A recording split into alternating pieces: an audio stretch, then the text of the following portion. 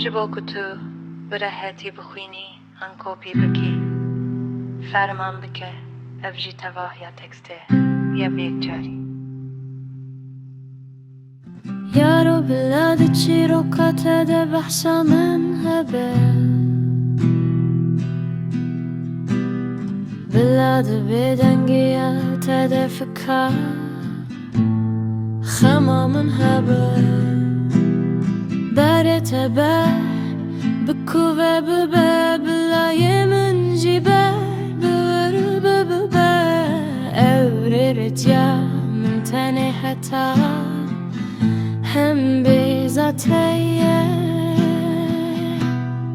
Hey evin daro, hey evin daro, hey evin daro, hey evin daro, hey evin daro, hey evin daro, hey evin daro, hey evin daro. L'ser vefaya min mafet etçebu. Hey evin daro, hey evin daro,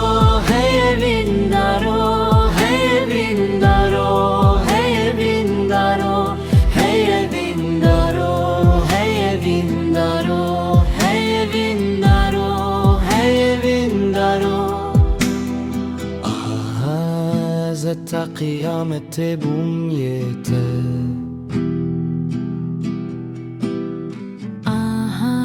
Ez heta kıyamete bumyete. Bilakuten biheriken demeten bize de biminin. Hizuru arami divanda heye evre khariban. Ev efsane derun. Yen kutu te de tu nebi temen kurte. Levina min pire. Eşşava bibejim ku ev hamude bibeyete. L'khra deri tekriye. L'ser reyan, l'ser hem bezan, l'ser starge hurun eştke ham. L'ser da khwaz u baskan. L'ser şiret u ramana. L'ser eşqa min mafete çebu. Hey evin daremin, hey evin daro, hey evin daro, hey evin daro, hey evin daro, hey evin daro, hey evin daro, hey evin daro, hey evin daro. Aha zeta kıyamete bumyete. Hey evin daremen.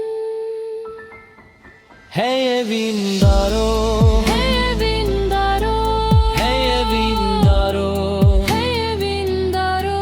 hey evin daro, Hey evin daro. hey evin daro. L'ser vefaya min mafet etçebu. Aha ez heta kıyamete bumyete. Aha zeta kıyamete bumyete. Aha ez heta kıyamete bumyete. L'ser eşqa min mafet etçebu. Aha ez heta kıyamete bumyete. Evin daro,